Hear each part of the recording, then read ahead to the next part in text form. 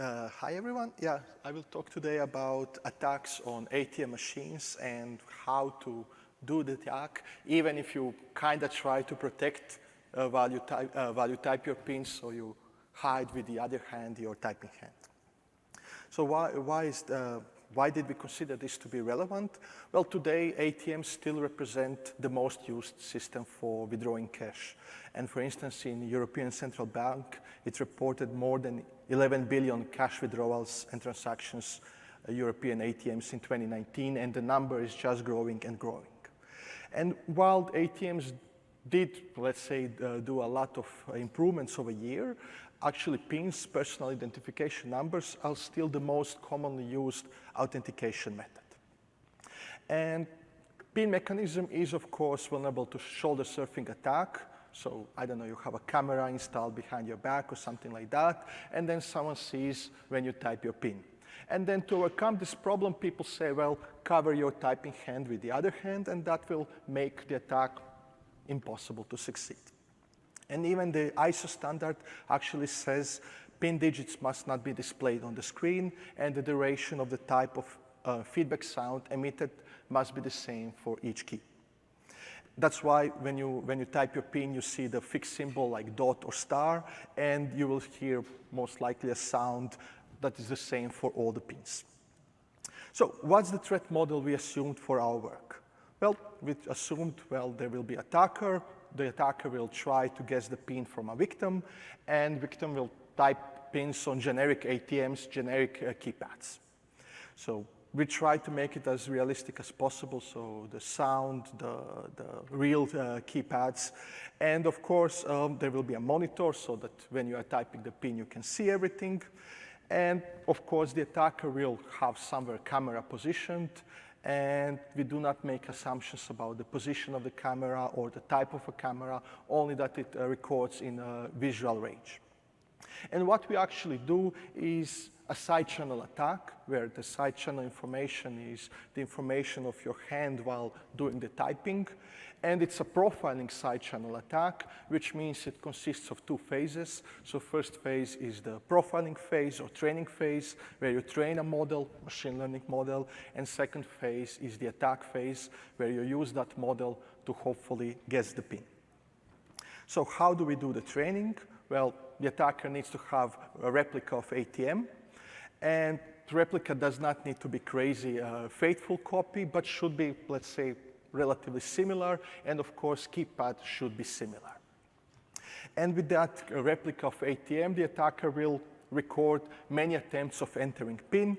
And then, based on those many attempts of entering the PIN, we will train a model and later use that model for the attack.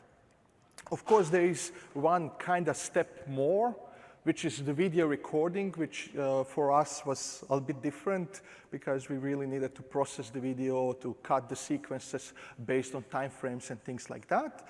And of course, that all depends how you also place your camera and so on, so on.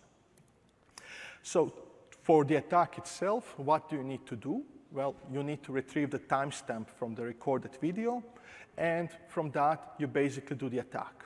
So we divide the video into frames, and basically we attack every digit of a PIN separately.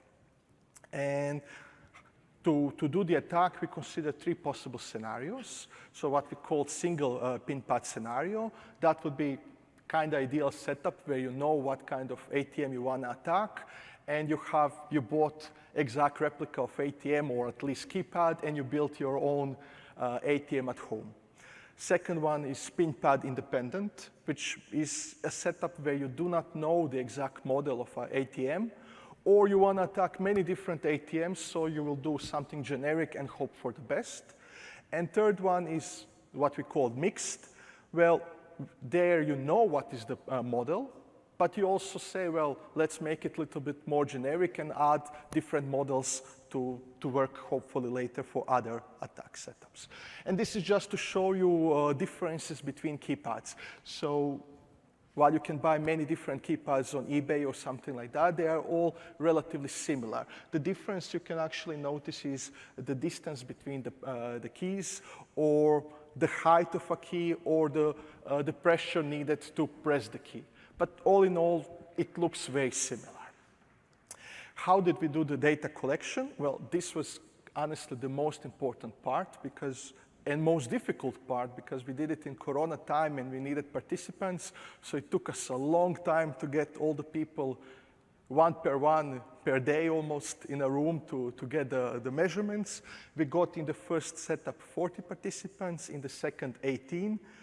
Male-female wasn't the best ratio, but it was even worse right or left-handed people. Somehow we managed to get only right-handed people. And we asked participants, stand in front of ATM and cover your typing hand like you usually do and enter a lot of pins. So we asked each person to enter 100 pins where pin is 5-digit. And this is just to see the setup.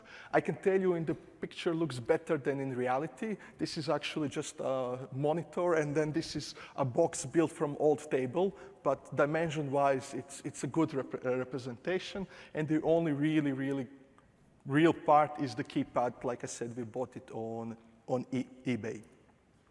So just to tell you a bit what we needed to do for pre-processing, we converted the video to grayscale. We normalized the pixel values, we cropped the frames by centering the pin pad, and we resized the images to 250 by 250 pixels. This is not so important. In the paper, you can see details for other sizes and so on. And we applied the segmentation of each pin video to obtain subsequences of frames that correspond to single key press. What kind of machine learning model did we use? Well, in the end, after a lot of experiments, we settled with convolutional neural network and a long short-term memory.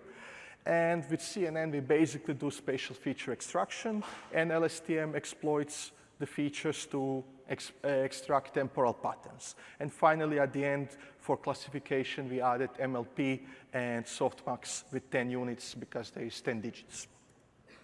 Okay, so this is just one example that you don't say, yeah, but people are also typing pins sloppily. Maybe they don't cover it properly. So on the left side, you see badly covered pin. On the right side, you see covered pin. Of course, we do not do attacks on badly covered pins, so we exclude those from the test set. And here is one example of the attack. Figures, you can see you don't actually see, that's the point of the attack, what is typed. And here you can see predictions. The pin was 73633. And actually, this is the pin we guessed from the second. The machine learning model did a mistake in the last digit. And you can see also by the probabilities that for the first digits, it was very confident what it's doing, while the last digit was between two options was very close. But from the second one, it was correct. How does it look like in different scenarios when we look at accuracy of a pin guess? So you can see that we can get on a single keypad, so single digit, accuracy of more than 80%, which is at least it sounds very good. Of course, when you add that to a pin that is 4 or 5 digits, the accuracy goes down, but you can easily go for 4-digit pin to more than 40%. While that doesn't sound great, it's still 4 out of 10 pins you are guessing correctly.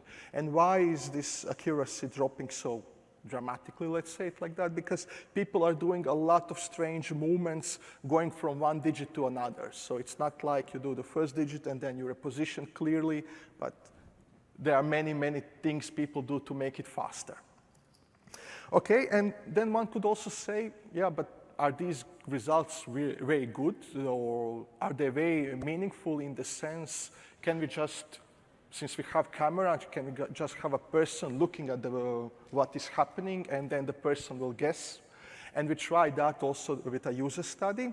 So we asked a bunch of people to look at videos to try to guess the pins. Actually, we had 2 studies. One was uninformed study, so we said, people, look what is happening, tell us what are pins. Second study was like informed user study, where we try to inform participants to what they should look like, how they should recognize what should be a PIN, what should not be a correct PIN, and so on and so on. And result-wise, you can see amazing results for humans and trained humans. So trained humans ended up being even worse than non-trained humans.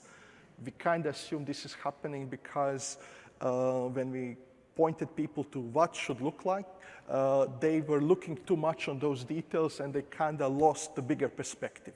But all in all, the point is humans' accuracy guessing is a couple of %, while with deep learning model, we can easily get, like I said before, 30-ish, 40-ish%, depending on the scenario. And to conclude, yeah, deep learning definitely helps guessing the PIN, even when the user hides the typing hand. And of course, the position of the hand plays an important role. And I did not talk about it, but you can find it in the paper. There's different kinds of countermeasures you can do. But as always, there is a trade-off. The more complicated or user-less friendly countermeasure, then the better defense, but of course, then it's less user-friendly. And surprisingly, humans do seem rather bad at guessing pins once you cover the typing hand. Even if you don't cover it, great. That being said, thanks, and if you have questions, I'm happy to answer.